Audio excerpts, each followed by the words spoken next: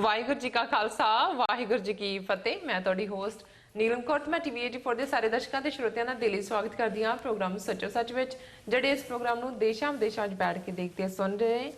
Khalsa affair centre ਦੇ ਸੰਚਾਲਕ doctor Amarjit Singh ji ਰੋਜ਼ਾਨਾ ਦੀ ਤਰ੍ਹਾਂ ਸਟੂਡੀਓ ਵਿੱਚ ਮੇਰੇ ਨਾਲ ਸ਼ਾਮਲ ਨੇ। ਆਓ ਨਾ ਮਿਲ ਕੇ ਅੱਜ ਦੇ ਅਹਿਮ ਇਸ਼ੂਜ਼ ਉੱਪਰ ਉਹਨਾਂ ਕੋਲੋਂ ਵਿਚਾਰਾਂ ਸੁਣਦੇ ਹਾਂ। जी डॉक्टर साहब वाहिगुरू जी का खालसा वाहिगुरू जी की फतेह। जी डॉक्टर साहब ਤੁਹਾਡਾ ਨਿੱਘਾ ਸਵਾਗਤ ਹੈ ਪ੍ਰੋਗਰਾਮ ਸੱਚੋ ਸੱਚ ਵਿੱਚ। ਬਹੁਤ ਸ਼ੁਕਰੀਆ ਜੀ ਡਾਕਟਰ ਸਾਹਿਬ, ਅੱਜ 17 ਮਈ 2017 3 ਜੇਠ ਨਾਨਕਸ਼ਾਹੀ ਸੰਮਤ 549 ਦਾ ਦਿਨ ਹੈ ਤੇ ਡਾਕਟਰ ਸਾਹਿਬ ਪ੍ਰੋਗਰਾਮ ਸ਼ੁਰੂ ਕਰਨ ਤੋਂ ਪਹਿਲਾਂ ਅਸੀਂ ਆਪਣੇ ਦਰਸ਼ਕਾਂ ਤੇ ਸਰੋਤਿਆਂ ਨੂੰ ਦੱਸ ਦੇਣਾ ਚਾਹੁੰਦੇ ਹਾਂ ਕਿ ਜੇ ਤੁਸੀਂ ਹੱਕ ਇਨਸਾਫ ਤੇ ਪੈਰਾ ਦਿੰਦਾ ਇੱਕੋ ਇੱਕ ਚੈਨਲ ਦੇਖਣਾ ਚਾਹੁੰਦੇ ਹੋ ਤਾਂ ਤੁਸੀਂ ਦੇਖ ਸਕਦੇ ਹੋ TV84 ਨੂੰ, ਸਪੈਕਟਰਮ ਕੇਬਲ, ਆਰਸਿਨ cable, Bell 5 cable in Canada, roku, Jadoo box, Facebook, Shava,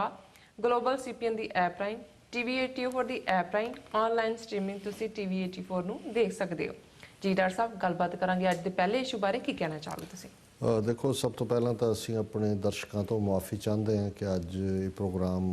ਲਗਭਗ 5 ਮਿੰਟ ਲੇਟ ਸ਼ੁਰੂ ਹੋਇਆ ਜੀ। ਕਾਰਨ ਇਸ ਸਟੂਡੀਓ 'ਚ ਇਸ ਤੋਂ ਪਹਿਲਾਂ ਕੋਈ ਰਿਕਾਰਡਿੰਗ ਚੱਲ ਰਹੀ ਸੀ, ਕੋਈ ਪ੍ਰੋਗਰਾਮ ਚੱਲ ਰਿਹਾ ਸੀ ਜਿਨ੍ਹਾਂ ਨੇ ਸਾਨੂੰ ਲੇਟ ਕੀਤਾ ਜੀ। ਸੋ ਅਸੀਂ ਇਸ ਦੇ ਲਈ ਮਾਫੀ ਚਾਹੁੰਦੇ ਹਾਂ। ਭਾਰਤੀ ਏਜੰਸੀਆਂ ਕਿਵੇਂ ਬਾਹਰਲੇ ਦੇਸ਼ਾਂ ਦੇ ਸਿੱਖਾਂ ਦੇ ਮਾਮਲਿਆਂ 'ਚ ਦਖਲ ਅੰਦਾਜ਼ੀ ਕਰ ਰਹੀਆਂ ਨੇ, ਇਸ ਬਾਰੇ ਅਸੀਂ ਅਜੇ 2 ਦਿਨ ਪਹਿਲਾਂ ਹੀ ਜ਼ਿਕਰ ਕੀਤਾ ਸੀ ਕਿ ਹੁਣ ਉਹ 72 ਦੇ ਕਰੀਬ ਨਵੇਂ ਕੌਂਸੂਲੇਟ ਆਫਿਸ ਖੋਲ੍ਹ ਰਹੇ ਨੇ ਜਿੱਥੇ ਜਿੱਥੇ ਸਿੱਖ ਪਾਪੂਲੇਸ਼ਨ ਹੈ, ਤਾਂ ਕਿ ਉਹ ਇਕੱਲੇ ਘਰ ਦੇ ਉੱਤੇ ਨਿਗਾਹ ਰੱਖ ਸਕਣ ਔਰ ਇੰਟੀਮੀਡੇਟ ਕਰਨ ਔਰ ਉਹਨਾਂ ਦੀ ਜਿਹੜੀ ਇੱਥੇ ਡੇ ਟੂ ਡੇ ਲਾਈਫ ਹੈ ਉਹਨੂੰ ਨਾ ਪੱਖੀ ਢੰਗ ਦੇ ਨਾਲ ਪ੍ਰਭਾਵਿਤ ਕਰਨ ਜੀ। ਇਸ 'ਚ ਕੋਈ ਸ਼ੱਕ ਨਹੀਂ ਹੈ ਕਿਉਂਕਿ ਕੈਨੇਡਾ ਇੱਕ ਐਸਾ ਦੇਸ਼ ਹੈ ਜਿਹੜਾ ਕਿ ਪੰਜਾਬ ਵਿੱਚ ਜਿਸ ਪਰਸੈਂਟੇਜ 'ਚ ਸਿੱਖ ਰਹਿੰਦੇ ਨੇ ਜਾਂ ਭਾਰਤ ਦੇ ਨਕਸ਼ੇ ਦੀ ਕੈਦ 'ਚ ਨੇ, ਉਸ ਤੋਂ ਬਾਅਦ ਜੇ ਪਰਸੈਂਟੇਜ ਵਾਈਜ਼ ਸਿੱਖ ਦੁਨੀਆ 'ਚ ਕਿਤੇ ਜ਼ਿਆਦਾ ਗਿਣਤੀ 'ਚ ਨੇ ਤੇ ਉਹ ਕੈਨੇਡਾ ਹੈ।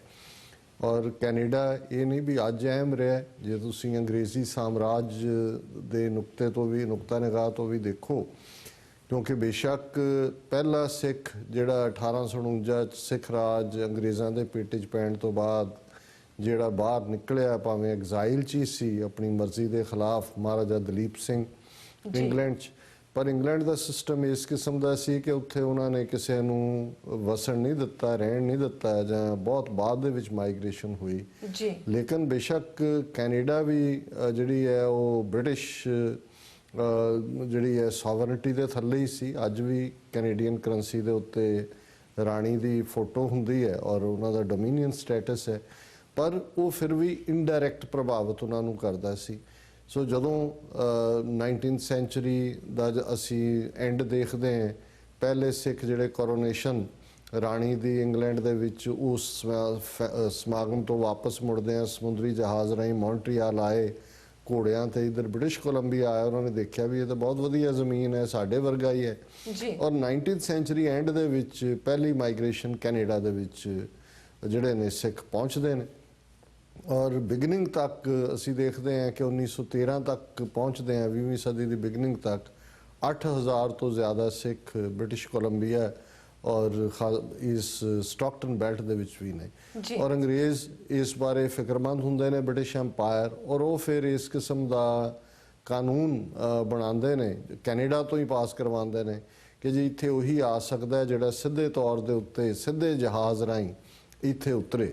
ਹਵਾਈ ਜਹਾਜ਼ ਨਹੀਂ ਸੀ ਆਉਂਦੇ, ਸਮੁੰਦਰੀ ਜਹਾਜ਼ ਹੀ ਹੁੰਦੇ ਸੀ ਜੀ। ਔਰ ਉਸ ਮੌਕੇ ਦੇ ਉੱਤੇ ਕਿਉਂਕਿ ਕੋਈ ਡਾਇਰੈਕਟ ਸਮੁੰਦਰੀ ਜਹਾਜ਼ ਹੈ ਨਹੀਂ ਸੀ, ਦਾ ਮਤਲਬ ਸੀ ਕਿ ਕੈਨੇਡਾ ਵੀ ਜਿੱਥੇ ਕਿ ਸਿੱਖਾਂ ਦੀ ਵੱਧ ਰਹੀ ਗਿਣਤੀ ਤੋਂ ਅੰਗਰੇਜ਼ ਫਿਕਰਮੰਦ ਹੋ ਰਹੇ ਸੀ, ਉਹਨਾਂ ਨੂੰ ਕੱਟ ਆਫ ਕਰ ਦਿੱਤਾ ਗਿਆ। ਇਹ ਵੱਖਰੀ ਗੱਲ ਹੈ ਕਿ ਕਿਵੇਂ ਫਿਰ ਇੱਕ ਐਂਟਰਪ੍ਰਾਈਜ਼ਿੰਗ ਮਾਈਂਡ ਦੇ ਬਾਬਾ ਗੁਰਦਿੱਤ ਸਿੰਘ ਸਰਹਾਲੀ ਨੇ ਜਿਹੜਾ ਉਹ ਜਾਪਾਨੀ ਕੰਪਨੀ ਤੋਂ ਜਹਾਜ਼ ਜਿਹਦਾ ਨਾਂ ਕਾਮਾਗਾਟਾ ਮਾਰੂ ਸੀ ਉਹ ਖਰੀਦਿਆ, ਉਹਦਾ ਨਾਂ ਗੁਰੂ ਨਾਨਕ ਜਹਾਜ਼ ਰੱਖਿਆ ਔਰ ਡਾਇਰੈਕਟਲੀ ਜਿਹੜਾ ਉਹ ਹਾਂਗਕਾਂਗ ਤੋਂ ਸੇਲ ਵੈਨਕੂਵਰ 'ਚ ਕੀਤਾ। ਔਰ ਇਹ ਇੱਕ ਫਿਰ ਵੱਖਰੀ ਕਹਾਣੀ ਹੈ ਕਿ ਕਾਮਾਗਾਟਾ ਮਾਰੂ ਨਾਲ ਕੀ ਹੋਇਆ, ਪਹੁੰਚਦਿਆਂ ਉਹ ਲੇਟ ਹੋਏ, ਫਿਰ ਉਹਨਾਂ ਨੇ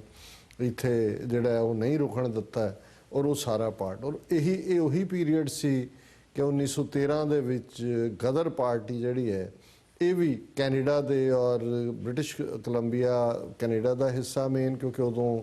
ਈਸਟ ਕੋਸਟ ਕੈਨੇਡਾ 'ਚ ਅਜੇ ਸਿੱਖ ਨਹੀਂ ਸਨ ਆਏ, ਔਰ ਕੈਲੀਫੋਰਨੀਆ ਜਿਹਦੇ 'ਚ ਖਾਸ ਤੌਰ ਤੇ ਸੈਂਟਰਲ ਵੈਲੀ ਦੇ ਔਰ ਉਹਨਾਂ ਦੀ ਹੱਬ ਜਿਹੜਾ ਹੈ ਵੈਨਕੂਵਰ ਦਾ ਗੁਰਦੁਆਰਾ ਖਾਲਸਾ ਦੀਵਾਨ ਸੁਸਾਇਟੀ ਵੈਨਕੂਵਰ ਔਰ Pacific cost Khalsa Diwan society Stockton, ਇਹ ਉਹਨਾਂ ਦੀ ਐਕਟੀਵਿਟੀ ਦੀ ਹੱਬ ਬਣੇ। ਪਰ ਮੈਂ ਇਹ ਸਾਰੀ ਬੈਕਗਰਾਉਂਡ ਇਸ ਲਈ ਦਿੱਤੀ ਹੈ ਕਿ ਵੀ ਇਹ ਕੋਈ ਕਾਮਾਗਾਟਾ ਮਾਰੂ ਦਾ ਇਤਿਹਾਸ ਸੁਣਾਉਣ ਲਈ ਨਹੀਂ, ਕਿ ਇਹ ਉਹੀ ਪੀਰੀਅਡ ਸੀ ਕਿ ਜਿੱਥੇ ਉਹਨਾਂ ਨੇ ਕਾਨੂੰਨੀ ਤਰੀਕੇ ਨਾਲ ਵੀ ਰੋਕਣ ਦੀ ਸਿੱਖਾਂ ਨੂੰ ਕੋਸ਼ਿਸ਼ ਕੀਤੀ ਕੈਨੇਡਾ 'ਚ, ਉਹ ਕਾਮਯਾਬ ਪਾਰਸ਼ਲੀ ਹੋਏ, ਜਿਹੜੀ ਬਹੁਤ ਆਮਦ ਸੀ ਤੇਜ਼ੀ ਨਾਲ ਉਹ ਤਾਂ ਰੁਕੀ। ਔਰ ਫਿਰ ਜਿਹੜੀ ਇੱਥੋਂ ਗਦਰ ਦੀ ਆਵਾਜ਼, ਰੈਬੈਲੀਅਨ ਦੀ ਆਵਾਜ਼ ਸੀ, ਉਦੋਂ ਤੱਕ ਅੰਗਰੇਜ਼ਾਂ ਨੇ ਰਿਅਲਾਈਜ਼ ਕਰ ਲਿਆ ਸੀ ਕਿ ਹੁਣ ਸਿੱਖਾਂ ਦੇ ਅੰਦਰ ਖਾਸ ਤੌਰ ਤੇ ਜਿਹੜੇ ਬਾਹਰ ਆਏ ਨੇ ਉਹ ਆਜ਼ਾਦੀ ਦੀ ਹੂਕ ਹੈ, ਆਜ਼ਾਦ ਤੇ ਗੁਲਾਮ ਦਾ ਮਤਲਬ ਉਹ ਪਹਿਲਾਂ ਹੀ ਸਮਝਦੇ ਸੀ। ਪਰ ਇੰਨੇ ਤਰੱਦਦ ਤੋਂ ਬਾਅਦ, ਇੱਥੇ ਆਉਣ ਤੋਂ ਬਾਅਦ ਵੀ ਉਹਨਾਂ ਦੇ ਅੰਦਰ ਇਹ ਅੱਗ ਬਚੀ ਹੋਈ ਸੀ ਕਿ ਅਸੀਂ ਭਾਰਤ ਨੂੰ ਅੰਗਰੇਜ਼ਾਂ ਦੇ ਇਸ ਜੂੜੇ ਚੋਂ ਕੱਢਣਾ, ਆਜ਼ਾਦ ਕਰਵਾਉਣਾ। ਔਰ ਫਿਰ ਜਦੋਂ ਤੁਸੀਂ ਕਾਨੂੰਨੀ ਤੌਰ ਤੇ ਕਿਸੇ ਚੀਜ਼ ਨੂੰ ਰੋਕ ਨਹੀਂ ਸਕਦੇ, ਫਿਰ ਦੂਸਰਾ ਪਾਰਟ ਜਿੱਥੇ ਇੰਟੈਲੀਜੈਂਸ ਏਜੰਸੀਆਂ ਦਾ ਰੋਲ ਸ਼ੁਰੂ ਹੁੰਦਾ ਹੈ ਕਿ ਤੁਸੀਂ ਆਪਣੇ ਏਜੰਟ ਵਿੱਚ ਵਾੜ ਦਿਓ ਔਰ ਉਹਨਾਂ ਨੂੰ ਫਿਰ ਗੁੰਮਰਾਹ ਕਰੋ, ਜੋ ਕਰ ਰਹੇ ਨੇ ਉਹਦੀ ਸੂਹ ਵੀ ਮਿਲਦੀ ਰਹੇ ਔਰ ਉਹਨੂੰ ਤੁਸੀਂ ਕਾਊਂਟਰ ਕਰੋ। ਔਰ ਇਹ ਉਹ ਪੀਰੀਅਡ ਸੀ ਕਿ ਇੱਕ ਬੜਾ effective intelligence, British intelligence operative ਜਿਹਦਾ ਨਾਮ ਵਿਲੀਅਮ ਚਾਰਲਸ ਹੌਪਕਿੰਸਨ ਸੀ, ਇਹਦੀ ਮਾਂ ਹਿੰਦੂ ਸੀ ਮੂਲ ਦੀ ਔਰ ਪਿਓ ਗੋਰਾ ਸੀ। ਔਰ ਇਹ ਕਿਉਂਕਿ ਹਿੰਦੂ ਮਾਂ ਹੋਣ ਕਰਕੇ ਇਹਨੂੰ ਹਿੰਦੀ ਜ਼ਬਾਨ ਔਰ ਦੂਸਰੀ ਪੰਜਾਬੀ ਵੀ ਇਹ ਸਮਝਦਾ ਸੀ ਔਰ ਅੰਗਰੇਜ਼ੀ ਤਾਂ ਹੈ ਹੀ ਸੀ, ਉਹਦੇ ਪਿਓ ਦੀ ਜ਼ਬਾਨ ਸੀ ਔਰ ਬ੍ਰਿਟਿਸ਼ ਐਮਪਾਇਰ ਦੀ ਜ਼ਬਾਨ ਸੀ। ਸੋ ਫਿਰ ਇਸ ਬੰਦੇ ਨੇ ਕਿਵੇਂ ਸਿੱਖਾਂ ਦੇ ਵਿੱਚ ਬੇਲਾ ਸਿੰਘ ਵਰਗੇ ਟ੍ਰੇਟਰ ਖੜੇ ਕੀਤੇ, ਕਿਵੇਂ ਜਿਹੜੀ ਹੈ ਹਿੰਸਾ ਕਰਵਾਈ ਵੈਨਕੂਵਰ ਦੇ ਗੁਰਦੁਆਰਾ ਸਾਹਿਬ ਦੇ ਵਿੱਚ, ਉਸ ਬੇਲਾ ਸਿੰਘ ਗਦਾਰ ਤੋਂ ਗੋਲੀ ਚਲਵਾ ਕੇ 2 ਸਿੱਖ ਜਿਹੜੇ ਫਰੀडम ਲਵਰ ਸੀ ਉਹਨਾਂ ਨੂੰ ਸ਼ਹੀਦ ਕੀਤਾ। ਔਰ ਫਿਰ ਕਿਵੇਂ ਸਰਦਾਰ ਮੇਵਾ ਸਿੰਘ ਲੋਪੋਕੇ ਨੇ ਇਸ ਜਿਹੜਾ ਹੌਪਕਿੰਸਨ ਸੀ ਇਹਨੂੰ ਜਿਹੜਾ ਅਸੀਂ ਦੇਖਦੇ ਹਾਂ ਕਿ 1914 ਦੇ ਵਿੱਚ ਵੈਨਕੂਵਰ ਦੇ ਕੋਰਟ ਰੂਮ ਦੇ ਵਿੱਚ ਹੀ ਗੋਲੀ ਦੇ ਨਾਲ ਉਡਾਇਆ ਔਰ ਜਨਵਰੀ 11 1915 ਨੂੰ ਫਿਰ ਮੇਵਾ ਸਿੰਘ ਲੋਪੋਕੇ ਜਿਹੜੇ ਨੇ ਉਹਨਾਂ ਨੂੰ ਫਾਂਸੀ ਦਿੱਤੀ ਗਈ। ਔਰ ਅੱਜ ਵੀ ਜਿਹੜਾ ਖਾਲਸਾ ਦੀਵਾਨ ਸੁਸਾਇਟੀ ਵੈਨਕੂਵਰ ਦੇ ਗੁਰਦੁਆਰੇ ਦਾ ਲੰਗਰ ਹਾਲ ਹੈ ਉਹਦਾ ਨਾਂ ਮੇਵਾ ਸਿੰਘ ਲੰਗਰ ਹਾਲ ਹੈ ਔਰ ਉਹ ਸ਼ਹੀਦ ਦੇ ਤੌਰ ਤੇ ਉਹਨਾਂ ਦਾ ਦਿਨ ਮਨਾਇਆ ਜਾਂਦਾ ਹੈ। ਗੁਰਪ੍ਰੀਤ ਸਿੰਘ ਇੱਕ ਚੰਗੇ ਐਂਟਰਪ੍ਰਾਈਜ਼ਿੰਗ ਪੱਤਰਕਾਰ ਨੇ, ਉਹਨਾਂ ਨੇ ਰੈਡੀਕਲ ਦੇਸੀ ਨਾਂ ਦੀ ਮੈਗਜ਼ੀਨ ਵੀ ਕੋ-ਫਾਊਂਡ ਕੀਤੀ ਹੈ ਔਰ 2 ਕਿਤਾਬਾਂ ਉਹਨਾਂ ਨੇ ਲਿਖੀਆਂ, Mewa Singh killed William Hopkins, revisiting the murder of Canadian immigration inspector, ਇਹ ਇਮੀਗ੍ਰੇਸ਼ਨ ਇੰਸਪੈਕਟਰ ਸੀ ਹੌਪਕਿੰਸ, ਇੱਕ ਕਿਤਾਬ ਉਹਨਾਂ ਦੀ ਇਹ ਹੈ, ਤੇ ਦੂਸਰੀ fighting hated with love, voices of Air India victims families, ਇਹ ਦੂਸਰੀ ਕਿਤਾਬ ਹੈ। ਦੋਨੋਂ ਹੀ ਪਬਲਿਸ਼ਡ ਬੁੱਕਸ ਨੇ। ਔਰ ਇੱਕ ਬੜਾ ਇੰਟਰਸਟਿੰਗ ਆਰਟੀਕਲ ਜਿਹੜਾ ਕਿ ਸਟ੍ਰੇਟ ਨਾਂ ਦੀ ਮੈਗਜ਼ੀਨ ਦੇ ਵਿੱਚ ਇਹਨਾਂ ਦਾ ਇਸ ਹਫਤੇ ਮੈਨੂੰ ਮਿਲਿਆ ਔਰ ਮੈਨੂੰ ਇਹ ਲੱਗਾ ਕਿ ਵੀ ਕਿਸੇ ਵੀ ਹੋਰ ਖਬਰ ਨਾਲੋਂ, ਕਿਉਂਕਿ ਅਸੀਂ ਲਗਾਤਾਰਤਾ ਨਾਲ ਇਹ ਜ਼ਿਕਰ ਕਰ ਰਹੇ ਕਿ ਕਿਵੇਂ ਅੱਜ ਡਾਇਸਪੋਰਾ ਸਿੱਖ ਇੱਕ ਪਾਵਰ ਬਣੇ, 5 ਮਿਲੀਅਨ ਸਿੱਖ ਡਾਇਸਪੋਰਾ ਗੇਮ ਚੇਂਜਰ ਹੈ ਔਰ ਕਿਵੇਂ ਇਸ ਡਾਇਸਪੋਰਾ ਦੇ ਵਿੱਚ ਇਨਫਿਲਟ੍ਰੇਸ਼ਨ ਪਹਿਲਾਂ ਤੋਂ ਹੀ ਰਹੀ ਹੈ। ਏਅਰ ਇੰਡੀਆ ਦਾ ਹਾਦਸਾ ਇਹਨਾਂ ਨੇ ਹੀ ਕਰਵਾਇਆ, ਪਰ ਹੁਣ ਜਿਸ ਤੇਜ਼ੀ ਦੇ ਨਾਲ, ਔਰ ਬਹੁਤ ਸਾਰੇ ਵੀਰਾਂ ਨੇ ਫਿਕਰ ਜਤਾਇਆ ਇਟਲੀ ਦੀਆਂ ਘਟਨਾਵਾਂ ਤੇ ਔਰ ਖਾਸ ਤੌਰ ਤੇ ਜਰਮਨ ਦੀਆਂ, ਔਰ ਸਾਡੇ ਜੋ ਅਸੀਂ ਇਸ ਦੇ ਉੱਤੇ ਗੱਲਬਾਤ ਕੀਤੀ ਉਹਦੀ ਬਹੁਤਿਆਂ ਨੇ ਸ਼ਲਾਘਾ ਕੀਤੀ ਹੈ। ਪਰ ਮੈਂ ਜਦੋਂ ਜੇ ਤੁਸੀਂ ਸਾਹਮਣੇ ਪਾਤਰ ਨਾ ਵੀ ਦੇਖੋ ਕਿ ਏ ਸਿੰਘ ਹੈ ਕਿ ਬੀ ਸਿੰਘ ਹੈ ਤੇ ਤੁਹਾਨੂੰ ਗੇਮ ਬੜੀ ਸੌਖੀ ਸਮਝ ਆ ਜਾਂਦੀ ਹੈ ਕਿ ਕਿਵੇਂ ਜਿਹੜਾ ਸਾਡਾ ਇਮੇਜ, ਜਿਹੜੀ ਸਾਡੀ ਇੱਥੇ ਪ੍ਰਾਪਤੀਆਂ ਨੇ ਅਮਰੀਕਾ, ਕੈਨੇਡਾ, ਇੰਗਲੈਂਡ ਦੇ ਵਿੱਚ, ਉਹਨਾਂ ਨੂੰ ਥਾਵਾਟ ਕਰਨ ਦੇ ਲਈ ਏਜੰਸੀਆਂ ਕੀ ਕਰ ਰਹੀਆਂ ਔਰ ਕਿਸ ਹੱਦ ਤੱਕ ਇਨਫਿਲਟ੍ਰੇਸ਼ਨ ਹੈ। ਔਰ ਇਹ ਆਰਟੀਕਲ ਜਿਹਦਾ ਬੇਸ, ਕਿਉਂਕਿ ਆਲਰੇਡੀ ਗੁਰਪ੍ਰੀਤ ਸਿੰਘ ਹੋਰਾਂ ਨੇ ਹੌਪਕਿੰਸਨ ਦੇ ਉੱਤੇ ਕਿਤਾਬ ਲਿਖੀ ਹੈ ਵੀ ਉਹਦਾ ਕੀ ਰੋਲ ਸੀ, ਪਰ ਮੈਨੂੰ ਇਹ ਦਿਲਚਸਪ ਲੱਗਾ ਕਿ ਵੀ ਕਈ ਵਾਰ ਇਸ ਕਿਸਮ ਦੀ ਲਿਖਤ ਜ਼ਿਆਦਾ ਕਲੀਅਰ ਕਰ ਦਿੰਦੀ ਹੈ ਕਿ ਭਾਈ ਚੈਲੰਜ ਕਿਹੜੇ ਪਾਸਿਓਂ ਹੈ। ਔਰ ਇਸ ਆਰਟੀਕਲ ਦੀ ਹੈਡਲਾਈਨ ਹੈ, history repeats itself in surveillance of Canadian Sikhs looking for justice, ਕਿ ਇਤਿਹਾਸ ਆਪਣੇ ਆਪ ਨੂੰ ਦੁਹਰਾ ਰਿਹਾ ਹੈ ਇਸ ਮੁੱਦੇ ਤੇ ਕਿ ਕਿਵੇਂ ਕੈਨੇਡਾ ਦੇ ਸਿੱਖਾਂ ਦੇ ਉੱਤੇ ਨਜ਼ਰਸਾਨੀ ਰੱਖੀ ਜਾ ਰਹੀ ਹੈ ਔਰ ਇਹ ਜਿਹੜਾ ਇਹਦੇ ਨਾਲ ਇਤਿਹਾਸ ਦਾ ਦੁਹਰਾ ਹੈ। ਔਰ ਇਹ ਜਿਵੇਂ ਮੈਂ ਕਿਹਾ ਵੀ ਪਹਿਲਾ ਹਿੱਸਾ ਬਹੁਤਾ ਉਹਨਾਂ ਨੇ ਸ਼ੁਰੂਆਤ ਹੀ ਇੱਥੋਂ ਕੀਤੀ ਹੈ ਆਰਟੀਕਲ ਦੀ ਜੀ। ਇਹ ਮਿਥ ਜਿੱਥੇ ਹਾਪਕਿੰਸਨ ਨੂੰ ਮੇਵਾ ਸਿੰਘ ਨੇ ਮਾਰਿਆ ਸੀ ਜਿਸ ਵੈਨਕੂਵਰ ਦੇ ਕੋਰਟ ਰੂਮ 'ਚ, ਅੱਜ ਕੱਲ੍ਹ ਉੱਥੇ ਜਿਹੜੀ ਹੈ ਵੈਨਕੂਵਰ ਆਰਟ ਗੈਲਰੀ ਬਣੀ ਹੋਈ ਹੈ ਉਸ ਕਮਰੇ 'ਚ, ਔਰ ਉਸ ਤੋਂ ਉਹਨਾਂ ਨੇ ਗੱਲ ਸ਼ੁਰੂ ਕੀਤੀ। ਇਹ myth associated with Vancouver Art Gallery is that it is haunted by Charlie the ghost.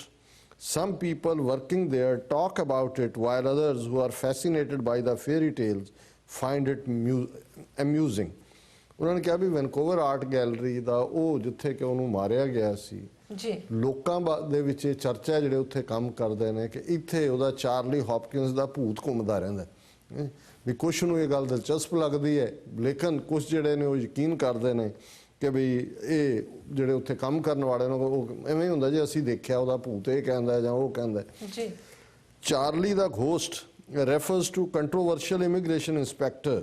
William Charles Hopkins, who was murdered at that site in 1914 when it was used as a courthouse. मैं explain ਕੀਤਾ है. His assassin, political activist Mewa Singh, was hanged for this action on January 11th, 1915. Hopkins had served in British India as an intelligence officer and he was posted in Vancouver to keep an eye on immigration from South Asia. Since his mother was a Hindu and he understood Indian languages, he was brought here to gather information about political activists within the Indian diaspora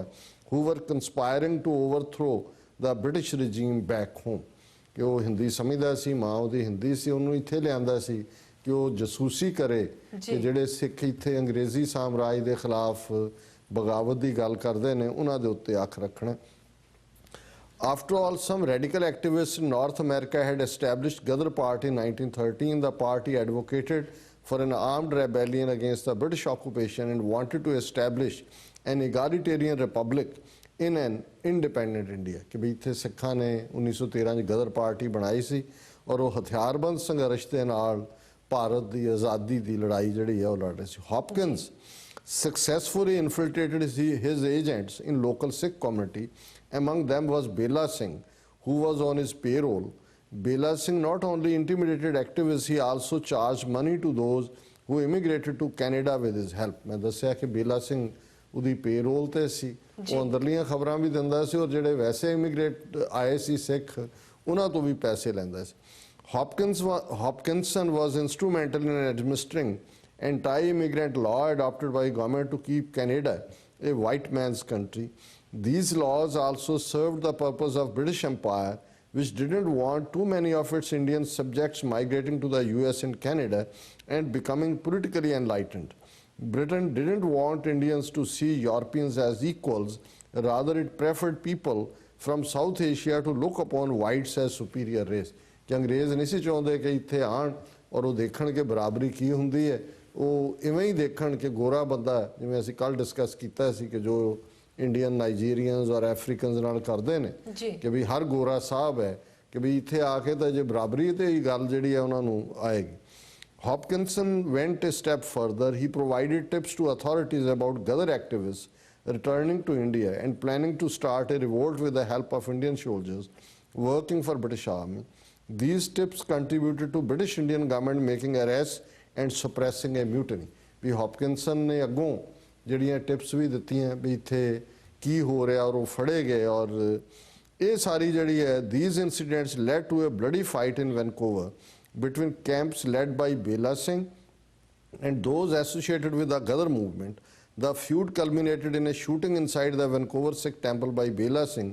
which left at least 2 political activists dead. ਕਿ ਦੋ ਜਿਹੜੇ ਨੇ ਗੁਰਦੁਆਰੇ ਦੇ ਅੰਦਰ ਹੀ ਬੇਲਾ ਸਿੰਘ ਨੇ shoot ਕੀਤੇ। ਫਿਰ ਜਦੋਂ ਮੁਕੱਦਮਾ ਚੱਲਿਆ ਤੇ ਹੌਪਕਿੰਸਨ ਜਿਸ ਦਿਨ ਉਹਨੂੰ ਕੋਰਟ ਰੂਮ ਦੇ ਵਿੱਚ ਮੇਵਾ ਸਿੰਘ ਨੇ ਮਾਰਿਆ, ਉਹ ਬੇਲਾ ਸਿੰਘ ਦੇ ਹੱਕ ਦੇ ਵਿੱਚ ਗਵਾਹੀ ਦੇਣ ਆਇਆ ਸੀ ਕਿ ਜੀ ਬੇਲਾ ਸਿੰਘ ਨੇ ਜਿਹੜੀ ਗੁਰਦੁਆਰੇ 'ਚ ਗੋਲੀ ਚਲਾਈ ਉਹਨੇ ਸੈਲਫ ਡਿਫੈਂਸ ਚਲਾਈ ਸੀ। ਸੋ ਹੁਣ ਇਹਨਾਂ ਨੇ ਉਹ ਸਾਰੀ ਗੱਲ ਕਰਕੇ ਹੁਣ ਅੱਜ ਜਿਸ ਕੰਟੈਕਸਟ ਕਰਕੇ ਮੈਂ ਇਹਨੂੰ ਪਿਕ ਕੀਤਾ ਉਹ ਇਹ ਹੈ ਕਿ after a century Hopkinson is now seen as Charlie the ghost by many who may not be aware of the context of his killing and even the relevance of the story for South Asian immigrants in the contemporary world. ਕਹਿੰਦੇ ਵੀ ਇਹ ਜਿਹੜੀ 100 ਸਾਲ ਪਹਿਲਾਂ ਦੀ ਕਹਾਣੀ ਹੈ, ਜਿਨ੍ਹਾਂ ਦੇ ਲਈ ਚਾਰਲੀ ਅੱਜ ਵੀ ਭੂਤ ਬਣ ਕੇ ਉੱਥੇ ਘੁੰਮਦਾ ਹੈ, ਉਹਦੀ ਕਲਿਆਣ ਨਹੀਂ ਹੋਈ, ਉਹਨਾਂ ਨੂੰ ਸ਼ਾਇਦ ਇਹ ਕੰਟੈਕਸਟ ਨਹੀਂ ਪਤਾ ਵੀ ਅੱਜ ਵੀ ਚਾਰਲੀ ਦਾ ਭੂਤ ਜਿਹੜਾ ਹੈ ਉਹ ਕਿਵੇਂ ਜਿਹੜਾ ਇੰਡੀਅਨ ਗਵਰਨਮੈਂਟ ਦੇ ਰੂਪ ਦੇ ਵਿੱਚ ਜਿਹੜੇ ਇੱਥੇ ਕੈਨੇਡਾ 'ਚ ਸਿੱਖ ਨੇ ਉਹੀ ਕੁਛ ਕਰ ਰਿਹਾ ਜੋ ਕਿ ਕਦੇ ਹੌਪਕਿੰਸਨ ਨੇ ਚਾਰਲੀ ਕਰਦਾ ਸੀ, ਔਰ ਅੱਜ ਉਹੀ ਲੋਕ ਕਿਵੇਂ ਸਿੱਖਾਂ ਦੇ ਉੱਤੇ ਸਰਵੇਲੈਂਸ ਕਰ ਰਹੇ ਨੇ। However, for those who have been following the history and closely watching current events, Charlie the Ghost is not dead and lives through agents still moving in our communities, doing many of the nasty things done by Hopkinson. The script that was written with the blood of Hopkinson and Mewa Singh remains the same, only the characters have changed. ਕਿ ਉਹੀ ਕਹਾਣੀ, ਫਰਕ ਇੰਨਾ ਹੈ ਕਿ ਹੁਣ ਹੌਪਕਿੰਸਨਸ ਦੀ ਥਾਂ ਤੇ ਇੰਡੀਅਨ ਐਮਬੈਸੀਆਂ, ਕੌਂਸੂਲੇਟ ਔਰ ਉਹਨਾਂ ਦੇ ਪਾਤਰ ਨੇ, ਤੇ ਮੇਵਾ ਸਿੰਘ ਦੀ ਥਾਂ ਤੇ ਪੋਲੀਟੀਕਲ ਐਕਟਿਵਿਸਟ ਨੇ ਜਿਹੜੇ ਖਾਲਿਸਤਾਨ ਲਈ ਲੜ ਰਹੇ ਨੇ। ਸੋ ਸਿਰਫ ਨਾਂ ਬਦਲੇ ਨੇ, ਸਕ੍ਰਿਪਟ ਨਹੀਂ ਬਦਲੀ ਹੈ, ਉਹੀ ਕਰੈਕਟਰ, ਉਹੀ 100 ਸਾਲ ਬਾਅਦ ਉਹੀ ਟੱਕਰ ਦੀ ਲਾਈਨ। ਹੁਣ post British India has no dearth of people like Hopkinson and Bela Singh who continue to intimidate immigrants in Canada. ਅੰਗਰੇਜ਼ਾਂ ਦੇ ਜਾਣ ਤੋਂ ਬਾਅਦ ਜਿਹੜੀ ਰਾਜ ਸ਼ਕਤੀ ਉੱਥੇ ਆਈ ਹੈ, ਉਹਨਾਂ ਲੋਕਾਂ ਦੀ ਕਮੀ ਨਹੀਂ ਹੈ ਜਿਹੜੇ ਅੱਜ ਵੀ ਜਿਹੜੇ ਇਮੀਗ੍ਰੈਂਟ ਨੇ ਇੱਥੇ ਉੱਥੋਂ ਦੇ ਉਹਨਾਂ ਨੂੰ ਇੰਟੀਮੀਡੇਟ ਕਰਦੇ ਨੇ। They operate through consulates, gathering information on people working against their interests, including those critical of the Indian state and who are working for social justice. One of the most notorious tools of intimidation is denying a visa to a person to visit his or her country of origin. ਉਹਨਾਂ ਨੇ ਕਿਹਾ ਜੀ ਉਹੀ ਕੁਛ ਅੱਜ ਹੁੰਦਾ ਹੈ ਕਿ ਵੀ ਇਹ ਜਿਹੜੇ ਉਹਨਾਂ ਦੇ ਏਜੰਟ ਨੇ ਕੌਂਸੂਲੇਟਾਂ 'ਚ ਬੈਠੇ ਹੋਏ ਲੋਕਾਂ ਦੇ ਉੱਤੇ ਬਾਰੇ ਜਾਣਕਾਰੀ ਇਕੱਠੇ ਕਰਦੇ ਨੇ,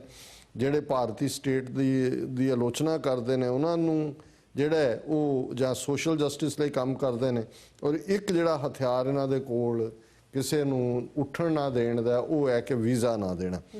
Though this tactic has been used since 1980s when the Sikh militancy was at its peak, it has intensified after the right-wing Hindu nationalist Bharatiya Janata Party government led by Narendra Modi came to power in 2014. ਹੁਣ ਤੁਸੀਂ ਇੱਕ ਪਾਸੇ drama ਦੇਖੋ, ਅਮਰਿੰਦਰ ਸਿੰਘ ਕਹਿ ਰਿਹਾ ਕਿ ਜੀ black list ਉਹਨਾਂ ਨੇ ਕਿਹਾ ਖਤਮ ਕਰ ਦੇਣਗੇ, ਅਕਾਲੀ ਕਹਿ ਰਹੇ ਸੀ ਖਤਮ ਕਰਵਾ ਦਿੱਤੀ। ਇਹ ਬੰਦਾ ਕਹਿ ਰਿਹਾ ਹੈ ਕਿ ਇਹ ਬੇਸ਼ੱਕ 1980 ਤੋਂ ਹੀ ਇਵੇਂ ਹੋ ਰਿਹਾ ਸੀ, ਲੇਕਿਨ ਜਦੋਂ ਦੀ 2014 'ਚ ਮੋਦੀ ਦੀ ਸਰਕਾਰ ਆਈ ਹੈ, ਇਹ ਬਲੈਕ ਲਿਸਟ, ਵੀਜ਼ਾ ਡਿਨਾਇਲ, ਇੰਟੀਮੀਡੇਸ਼ਨ ਔਰ ਇਹ ਸਾਰੀ ਜਸੂਸੀ ਦਾ ਕੰਮ ਜਿਹੜਾ ਹੋਰ ਵੀ ਤੇਜ਼ੀ ਨਾਲ ਹੋਇਆ। Back in the early 90s, Sikhs were fighting for the right to self-determination in Punjab and seeking special rights for their state. When the government failed to address their grievances, the situation escalated. ਵੀ 80ਵਿਆਂ 'ਚ ਵੀ ਸਿੱਖ ਸਵੈ-ਨਿਰਣੇ ਦਾ ਹੱਕ ਮੰਗਦੇ ਸੀ, ਔਰ ਜਦੋਂ ਹਾਲਾਤ ਉਹਨਾਂ ਦੇ ਵੱਸ ਤੋਂ ਬਾਹਰ ਹੋਏ ਕਿ ਭਾਈ ਸਰਕਾਰ ਨਹੀਂ ਮੰਨੀ, ਫਿਰ ਉਹਨਾਂ ਨੇ ਹਥਿਆਰਬੰਦ ਸੰਘਰਸ਼ ਦਾ ਰਾਹ ਚੁਣਿਆ। ਫਿਰ ਉਹਨਾਂ ਨੇ ਜੂਨ 84 ਦੀ ਗੱਲ ਕੀਤੀ ਹੈ ਕਿ ਕਿਵੇਂ ਇੰਡੀਅਨ ਗਵਰਨਮੈਂਟ ਨੇ ਅਟੈਕ ਕੀਤਾ। Sikhs across the world protested. The Indian consulate in Vancouver was vandalized. ਫਿਰ ਇੰਦਰਾ ਗਾਂਧੀ ਮਾਰੀ ਗਈ। ਐਂਟਾਈ ਸਿੱਖ ਪ੍ਰੋਗਰਾਮ ਹੋਏ ਸਾਰੇ ਭਾਰਤ ਭਰ ਦੇ ਵਿੱਚ, ਔਰ ਕਾਂਗਰਸ ਪਾਰਟੀ ਦੀਆਂ ਜਿਹੜੀਆਂ ਭੀੜਾਂ ਨੇ ਉਹਨਾਂ ਨੇ ਜਿਹੜਾ ਸਿੱਖਾਂ ਦੇ ਉੱਤੇ ਫਿਰ ਉਹਨਾਂ ਦੀ ਨਸਲਕੁਸ਼ੀ ਕੀਤੀ, ਔਰ ਇਸ ਚੋਂ ਏਅਰ ਇੰਡੀਆ ਵੀ ਹੋਇਆ, ਔਰ ਤਲਵਿੰਦਰ ਸਿੰਘ ਪਰਮਾਰ ਜਿਹਨੂੰ ਕਿ ਇੰਡੀਅਨ ਏਜੰਸੀਆਂ ਨੇ ਫੜ ਕੇ ਮਾਰਿਆ, ਉਸ ਨੂੰ ਵੀ ਜਿਹੜਾ ਉਹਨਾਂ ਨੇ ਧੁੱਖ ਨਹੀਂ ਨਿਕਲਣ ਦਿੱਤੀ ਵੀ ਕੀ ਹੋਇਆ। ਔਰ ਉਸ ਤੋਂ ਬਾਅਦ ਅਸੀਂ ਦੇਖ ਰਹੇ ਹਾਂ ਕਿ ਵੀ ਲਗਾਤਾਰਤਾ ਦੇ ਨਾਲ from those days onwards, many Sikhs continue to be denied Indian visas. Some say they are being prevented from entering the home country by Indian agents for merely taking part in protests and making emotional outbursts.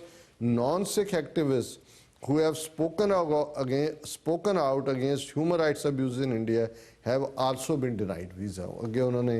ਕਿਹਾ ਕਿ ਕਿਵੇਂ ਜਿਹੜੇ leftist ਨੇ ਜਾਂ even ਦਲਿਤ organisation ਜਿਹੜੇ ਭਾਰਤ ਦੇ ਖਿਲਾਫ ਬੋਲਦੇ ਨੇ, ਕੋਈ ਪ੍ਰੋਟੈਸਟ ਕਰਦੇ ਨੇ, ਉਹਨਾਂ ਦਾ ਜਿਹੜਾ ਉਹ ਵੀਜ਼ੇ ਡਿਨਾਈ ਹੋ ਰਹੇ ਨੇ। Though the BJP government has allowed some former Sikh separatists to return, many others are still blacklisted. Several leftist activists who have been critical of Modi's right-wing Hindu politics have also faced the challenge, especially those who took place in protests against Modi during his visit to US and Canada, for his connection to an anti-Muslim program of Gujarat in 2002 कि भी कल्ले सिख ही नहीं even ਜਿਹੜੇ गैर सिख भी ਜਿਨ੍ਹਾਂ ਨੇ 2002 ਚ ਮੋਦੀ ਦਾ ਕੀ ਰੋਲ ਸੀ ਉਹਨਾਂ ਗੁਜਰਾਤ ਚ ਮੁਸਲਮਾਨਾਂ ਦੀਆਂ ਕਿਲਿੰਗਸ ਉਹਦੇ ਖਿਲਾਫ ਜਦੋਂ ਮੋਦੀ ਅਮਰੀਕਾ ਕੈਨੇਡਾ ਆਇਆ ਜਿਨ੍ਹਾਂ ਨੇ ਪ੍ਰੋਟੈਸਟ ਦੇ ਵਿੱਚ ਹਿੱਸਾ ਲਿਆ ਉਹ ਵੀ ਸਾਰੇ ਬਲੌਕ ਕਰ ਦਿੱਤੇ ਗਏ ਨੇ Since 2014 violence against religious minorities have grown under Modi whose supporters want to transform India into a Hindu theocracy ਕਿ 2014 ਤੋਂ ਬਾਅਦ ਘੱਟ ਗਿਣਤੀਆਂ ਦੇ ਖਿਲਾਫ ਜਿਹੜੀ ਅਕਲੀਅਤਾਂ ਦੇ ਖਿਲਾਫ ਹਿੰਸਾ ਬਹੁਤ ਜ਼ਿਆਦਾ ਵਧੀ ਹੈ ਕਿਉਂਕਿ ਇਹ ਜਿਹੜਾ ਹੈ ਉਹਨੂੰ ਭਾਰਤ ਨੂੰ ਇੱਕ ਹਿੰਦੂ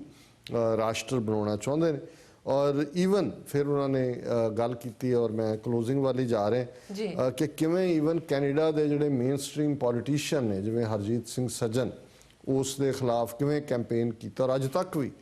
ਜਿਹੜਾ ਅਮਰਿੰਦਰ ਵਰਗਿਆਂ ਨੂੰ ਅੱਗੇ ਉਹਨਾਂ ਨੇ ਸ਼ੋ ਬॉय ਬਣਾਇਆ ਹਿੰਦੂ ਤਵੀਆਂ ਨੇ ਔਰ ਹੁਣ ਜਗਮੀਤ ਸਿੰਘ ਜਿਨ੍ਹਾਂ ਨੇ ਐਨਡੀਪੀ ਦੀ ਪ੍ਰੈਜ਼ੀਡੈਂਸੀ ਦੇ ਲਈ ਜਿਹੜਾ ਹੈ ਉਹ ਘੋਸ਼ਣਾ ਕੀਤੀ ਹੈ ਅਨਾਉਂਸ ਕੀਤਾ ਉਹਨਾਂ ਦੇ ਖਿਲਾਫ ਵੀ ਹੁਣ ਇੱਕ ਤੋਂ ਬਾਅਦ ਇੱਕ ਸਟੋਰੀ ਜਿਹੜੀ ਹੈ ਕਿ ਜੀ ਅਸੀਂ ਅੱਖ ਰੱਖ ਰਹੇ ਹਾਂ ਔਰ ਦੂਜਾ ਉਹ ਅਸੀਂ ਕੱਲ੍ਹ ਵੀ ਡਿਸਕਸ ਕੀਤਾ ਸੀ